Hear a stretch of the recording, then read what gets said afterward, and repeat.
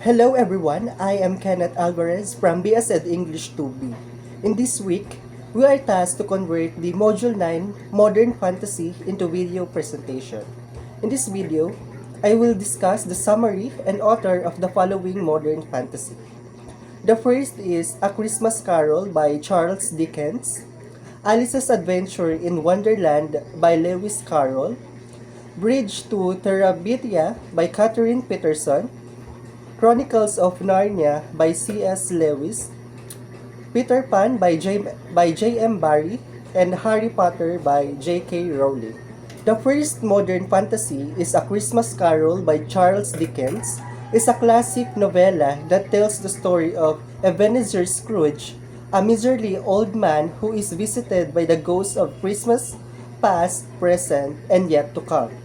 Through these visits, Scrooge learns the error of his ways and transforms into a kinder, more generous person who embraces the spirit of Christmas. Charles Dickens, born in 1812, was a prolific Victorian-era novelist known for his vivid characters and social commentary. He grew up in a poverty and worked in a factory as a child, experiences that greatly influenced his writing, which often highlighted the struggles of the poor and the injustices of society. Dickens' works, including Oliver Twist, Great Expectation, and A Tale of Two Cities, remain widely read and studied today for their timeless themes and memorable storytelling. The second one is Alice's Adventures in Wonderland by Lewis Carroll.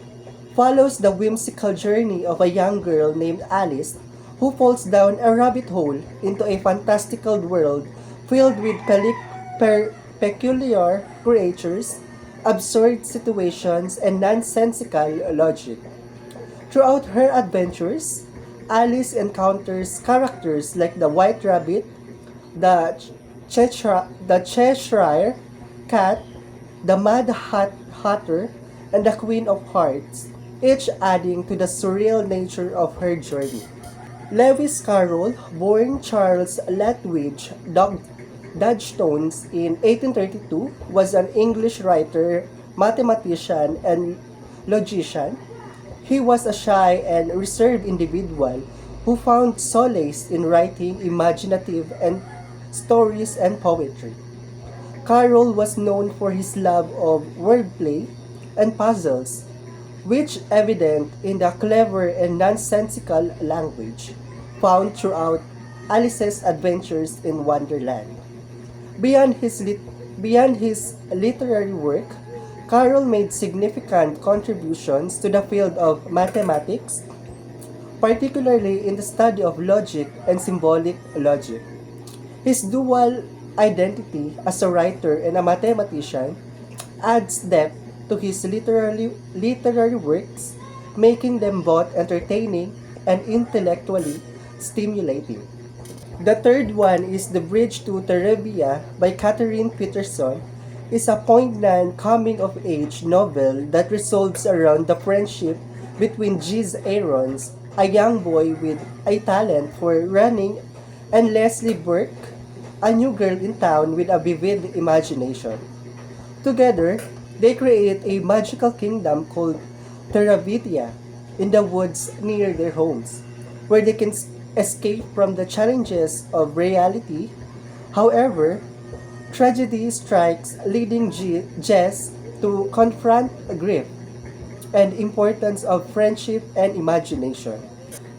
Catherine Peterson, born in 1932, is an American author known for her award in children's and young adult literature. Growing up as the daughter of missionary parents, she spent much of her childhood in China, which influenced her understanding of different cultures and her passion for storytelling. Peterson's work often explored themes of friendship, family, and the power of imagination as is seen.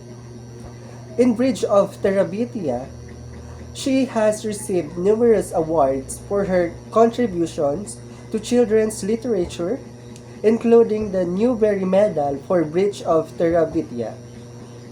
in 1978 and again for Jacob Have I Loved in 1981, cementing her legacy as a beloved author in a genre. The next modern fantasy is The Chronicles of Narnia, written by C.S. Lewis, is a beloved series of a fantasy novels that follows the adventures of children who discover the magical land of Narnia. The series begins with The Lion, the Witch, and the Wardrobe, where four siblings, Peter, Susan, Edmund, and Lucy Pevensie, stumble upon Narnia through a wardrobe in a country house. They become entangled in the battle between good and evil, aided by Aslan the lion, who represents goodness and novelty. C.S. Lewis, born in 1898, was a British novelist, theologian, and scholar. He is best known for his work of fiction, including the Chronicles of Narnia series, which captivate readers of all ages. Since its publication, Lewis was deeply influenced by his Christian faith, and elements of Christian allegory and symbolism are woven throughout the Narnia series.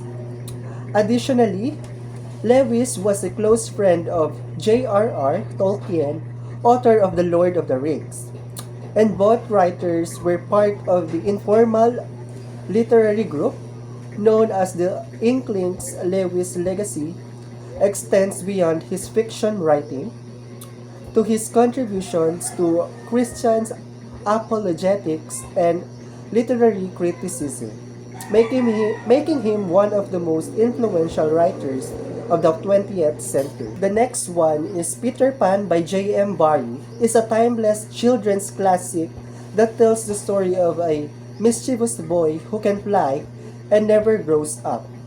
Peter Pan takes Wendy Darling and her brothers on a magical adventures to the fantasy islands of Neverland, where they encounter pirates, mermaids, and the villainous Captain Hook. The story explores themes of imagination, the desire of eternal youth, and bittersweet nature of growing up. J.M. Barrie, born in 1860, was a Scottish author and playwright best known for creating Peter Pan. Barrie drew inspiration for the character from his own childhood experiences and the imaginative games he played with his brothers. Throughout his career, Barrie wrote numerous plays, novels, and short stories that brought him lasting fame. Beyond his literary work, Barrie was known for his philanthropy, particularly his support for children's hospitals and orphanages. His legacy continues to live on through the enduring popularity of Peter Pan and its adaptations in various forms of media. And the last modern fantasy is Harry Potter by J.K. Rowling.